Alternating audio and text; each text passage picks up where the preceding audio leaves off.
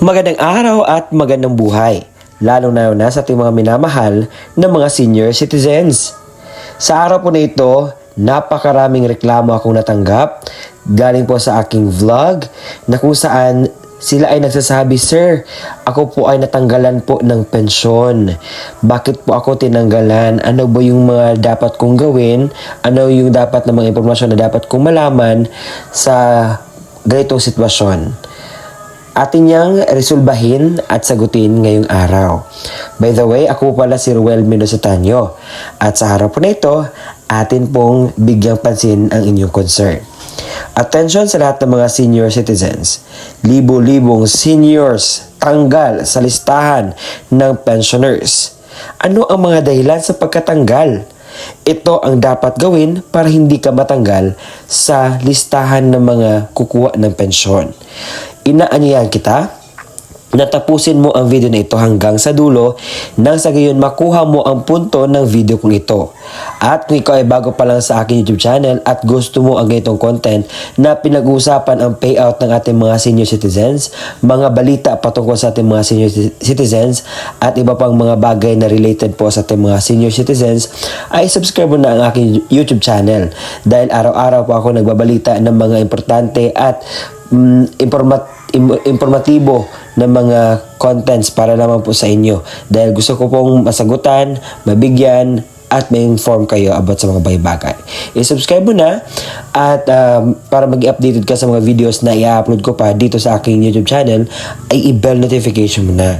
At sa punto mong ito, hindi ko na pagdalawang isip pa, babasahin ko ang lahat ng mga balita na dapat ninyo pong malaman patungkol po dito. Breaking news, 13,000 na mga senior citizen tanggal sa social pension list. Ano ba ang mga nangyari? Bakit sila tinanggalan ng social pension? At saang lugar ba ang pinakamaraming tinanggalan ng social pension? Iloilo ang may pinakamaraming lugar na tinanggalan ng social pension. At sa lahat-lahat, umabot ng 13,468 na mga benepisyaryo ng social pension ang tinanggal sa Western Visayas. Batayan sa Department of Social Welfare and Development. Sa lahat ng mga taga Iloilo dyan, baka nagtaka kayo na hindi na kayo nakatanggap ng mga benepisyaryo sa social pension. Baka isa kayo sa mga natanggal na. Pero ano ba dapat ang kailangan para maging isang miyembro or maging parte sa social pension? Ngayon, pag-uusapan natin ano nga ba ang mga kwalifikasyon ng senior citizen para sa social pension. Ang ibig sabihin ng social pension ay ito ay benepisyo na makukuha ng mga senior citizen. Ilang taon ba pwede maka-avail or pwede masali ang isang senior citizen sa benepisyong ito? Kung ang isang tao ay may edad na 60 years old and above. Kasi yan naman po yung timeline na tinatawag tayong senior citizen. Pero, ito yung mga qualifications talaga na dapat nating ilagay sa ating isipan. Una-una, ito ay para sa mga sakitin at saka mayroong disability. Pangalawa, walang pension na natatanggap sa gobyerno o kung sa anumang mga private institution. Kung ikaw ngayon ay nakatanggap sa SSS, GSIS, so hindi ka po belong sa benepisyong ito. Dahil po nakalagay po doon na para lamang po sa mga walang tinatanggap na benepisyo buwan-buwan. Pangatlo ay walang permanent na income. Ibig sabihin walang trabaho, walang panghanap buhay. So, gano'n. Ngayon, alamin natin bakit marami ang natanggal sa social pension. Ano po ba yung mga rason? Batay sa pag-validate ng DSWD, nakita nila na may 1,327 na tumatanggap ng pensyon galing sa SSS and GSIS. 830 ay tumatanggap pa ng honorarium or sahod. 331 tumatanggap ng regular na support sa kanilang pamilya. At yung iba ay namatay na. Yung iba naman ay nag-iba ng location na kanilang pinagtitirhan. At ito po ay very red flag dahil po ang qualification na ating pinag-uusapan kanina. Unang-una, kinakailangan wala pong tinatanggap na kung ano na pensyon sa iba't ibang institusyon. So ito yung 1,327, automatic po natanggal na po iyon sila. Dahil ang nasa qualification walang-wala po. Yung mga tao dapat na walang tinatanggap na mga pensyon. Baka kasi ang nangyari o ang mangyayari nito, dalawa na yung tinatanggap nila. Nakatanggap pa sila sa GSIS or SSS tapos meron silang social pension. Yung iba naman nag-aantay dahil yung first lot kasi itong social pension. So, mabuti naman at nag-validate si DSWD dahil marami pa ang nasa waiting list na papasok at tatanggap ng mga pensyon. At yung ano naman, pangalawa is walang income. Pero itong mga nakakuha ng support galing sa kanilang pamilya ay hindi po pwede na maging kasali sa social pension. And lahat po ng mga natanggal, bigyan po natin ng oportunidad yung iba na hindi talaga at walang-wala talaga sa buhay. Dahil sa sobrang hirap po ng panahon, yung iba ay hindi na makasadong makakain sa tamang pagkain. And I hope na mag-validate pa more ang DSWD nang sa gayon marami ang makakatanggap ng benepisyong ito. Nakuha ng Iloilo City ang pinakamataas na senior citizen na tanggal sa social pension na umabot ng 5,324. Kasunod niyan ang Negros Occidental na natanggalan din ng 3,282. Kasunod niyan ang Capiz na tinanggalan din ng 1,594. Kasunod niyan ang Aklan na tinanggalan din ng 1,494. Sumunod dyan ang Antique na natanggalan din ng 1,308. At panghuli, ang Guimaras na natanggalan din ng 466 na social pensioner. At kabuuan, umabot ng 13,468 na mga social pensioner ang natanggal. Sa mga Tingnan natin ang mga comment ng ating mga minamahal na senior citizens. Sabi dito, 63 years old na po ako ngayong October 27. Wala pa ako sa master list ng payout ng senior. Tanong ko po, bakit walang bumababa sa na DSWD para mag-interview? Mandaluyong Addition Hills po. Salamat po. So, yung gagawin po natin, mamaya-maya, ibibigay ko yung process kung paano po maging isang parte ng social pension for indigent senior citizens. Mamaya-maya po, i-add ko yan sa aking dapat malaman. Sabi po ni Celia Ramos, ako po sir, wala pa po akong nakukuha na social pension sa senior citizens. So, paki-check po sa inyong qualifications kung ikaw po ipasok ba sa sa akin pong sinasabi kanina ng mga qualifications. At kung hindi ka pa po napasok, baka po nasa waiting list ka. Ibig sabihin po, per slot po kasi itong social pension, kapag meron ng slot, baka maipasok ka. So sa ngayon, hindi ka pa kasali kasi punong-puno pa. Pangalawang concern, dito rin sa amin walang nag-support, walang income in the list ang asawa ko na 2,200 na SS niya, kulang pambili pa ng gamot. Pwede ba nahirapan mo lang tapos na-enlist pa? Bakit yung ibang may SS hindi naman inalis?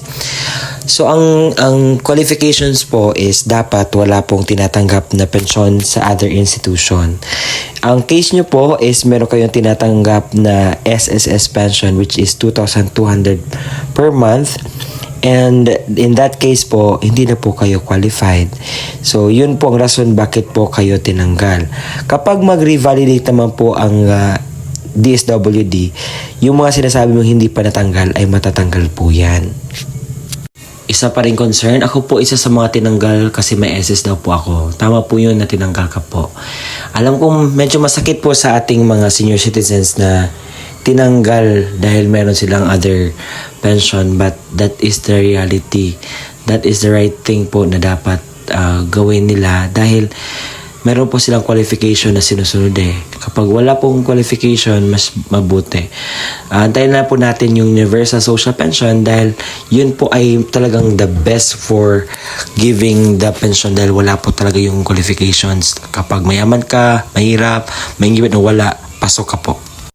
Dito rin sa amin sa Cagayan Valley, maliit lang pension ko, tinanggal pa rin ako, marami kami. So, yun nga, marami po matatanggal kapag mag-revalidate na po ang ating mga minamahal na DSWD na mga personnel. Dahil yun po yung dapat gawin nila.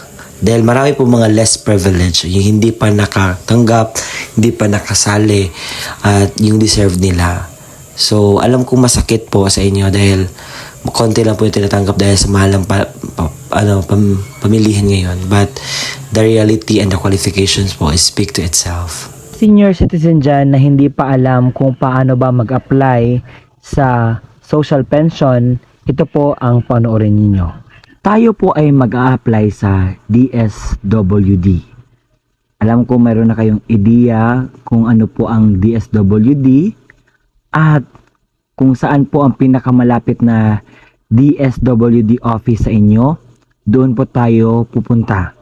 So, una-una po ang gagawin natin is mag-fill out tayo ng form na magpa-register tayo doon. So, hahanap tayo ng makakatulong sa atin if kayo po ay hindi na po kayo makakita at filled out ng form. You can reach someone na tutulong sa prosesong ito. Pwede po kayo magpatulong sa iyong mga anak o sa kung sino pa yung pwede mong lapitan. At pagkatapos na mag-filled out ng form na ito, so ang gagawin is mag-validate po iyon. Kung ang ginawa mo ay tama, kung ikaw po ba yung tao na yon na nag-file ng social pension. Pangalawa is kinakailangan pong magdaan kayo sa interview. So sa interview, basic questions, kung ano yung nilagay mo doon sa form, kung totoo ba yun o hindi. So yun naman po ang mga malagay na details po sa inyo. So, pangatlo, ito po ang gusto ko pong i-clear sa inyo. Baka kasi ngayon, nalagay sa isip nyo na ako ay isang senior citizen na at automatic na ako makapunta at mabigyan ng mga ayuda or mga benepisyong ganito. So, you need to do the process po. Magpa-register po muna para malagay po yung pangalan po natin. At take note na ang social pension po ay meron lamang pong slot or meron pong mga indicated mga ilang slot na po para dyan dahil punong-puno na po ang social pension na benefits. Napakarami na pong nakapag-apply at mga kwalipikado, mga beneficiaries sa social pension. Kaya, ang gagawin natin, kinakailangan tayong mag-antay ng ilang months, years before tayo makapasok sa social pension. Kaya maraming mga nasa waiting list. So kung mabakante yung isang slot, so meron isa naman ang ipasok. So hindi ibig sabihin po na pasok na kayo sa qualifications ay makakapasok po kayo kaagad. Hindi po ganon. Kinakailangan pa po na mag-antay tayo na mayroong slot na ma-open para naman tayo na maka-avail sa benepisyong ito. Alam kong napakarami pa ang hindi miyembro sa social pension and I hope na mabakante yung iba para naman mas makatanggap kayo ng benepisyo. Ngayon naman pag-usapan natin magkano ba ang matatanggap sa mga beneficiaries ng social pension. So, enacted in July 2022, ang dating 500 pesos po dinoble at naging 1,000 pesos na po ito ngayon. At saka laking tulong na po yan sa mga senior citizen kasi po ang mga senior citizen meron na po na yung mga maintenance at they really need this help na galing po sa kung saan man ang galing. Baka kayo ay magtatanong kung kailan nga ba ang payout nito. Nung dati, every quarter.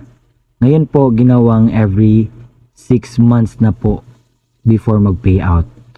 At yun nga, yung bago palang payout is nakatanggap yung mga senior citizen na mga beneficiaries ng 6,000 pesos.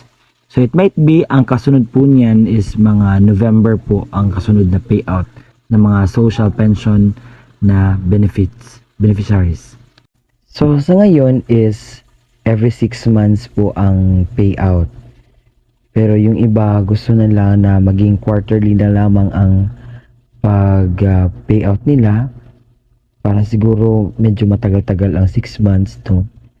Pero okay siguro na maging ano na lang, every quarter na lang talaga. So according sa isang si Gatchalian na parang ibalik talaga sa quarterly. Akala nyo nakalimutan ko yung requirements sa pag-apply? Hindi po. So ang una nyong gagawin is pumunta po kayo dapat pala sa OSCA or kung saan po ang pinakamalapit na OSCA office sa inyo para sa pagpa-register doon kung ikaw po ay isang senior citizen na. So, ang dadalhin niyo po doon is senior citizen ID or kahit anong mga valid ID na naka-indicate po doon ang araw ng iyong kapanganakan. Pangalawa po is birth certificate. Napaka-importante po. At yung sinasabi ko kanina, yung pag-filled out ng social pension application form. At kapag may bakante po o may slot po na may bigay sa inyo, yun po, napakalaking tulong na po yun sa atin. At ngayon meron nga yung universal social pension, mas mabuti nga yun. Ito ang isa sa mga pinakahintay ko na benepisyo na mabibigay sa ating mga senior citizen. Dahil ang universal social pension, ang mangyayari po kasi kahit anong estado mo sa buhay, mayaman ka man, mahirap, kung ano mang indigents mo, kung ano mang trabaho mo, lahat po as long as kapag ikaw ay isang senior citizen, pasok ka po dito sa universal social pension. Pero as of this moment, hindi pa natin malalaman kung kailan po ito. At yun po ang detalye sa atin pong sinasabing mga pensioners na natanggalan ng pensyon. Alam kong masakit, alam kong gusto nyo na makakuha ng pera para sa inyong pamilya. Pero meron tayong tinatawag na pamaraan or law kung saan dapat nating sundin, dapat nating tingnan na meron ding rason kung bakit kayo po tinanggal. Hindi naman po ako masaya na tinanggal po kayo. Pero mas kawawa po yung mga senior citizens na wala po tinatanggap na pensyon dahil yung iba less privilege, makita ko sa ibang mga videos. So, yun po ang reality. Kung nakatanggap man po kayo sa SSS at hindi na po kayo nakatanggap sa social pension, yun po, natanggal na po kayo. Kasi nakabase po tayo sa qualifications eh. And alam kong medyo masakit dahil libu-libong mga senior citizens talaga ang natanggal. And I am praying for the increase sa lahat po ng mga pension sa ating bansa nang sa gayon po ay hindi masyadong mahirapan or mas pababain pa yung mga pamilihin nang sa gayon ay hindi pa mahirapan ang ating mga tao dito sa sambayan ng Pilipinas. And I hope na mas klaro po sa atin ngayon yung dapat po natin gawin para hindi po tayo matanggal, maging honest lang po tayo sa pag-interview, lalo na sa social pension. Dahil sa social pension, ini-interview po kasi para malaman pong kung qualified. Pero kung dishonest ka sa yung mga sagot sa anong tawag dito sa interview, ang mangyayari po is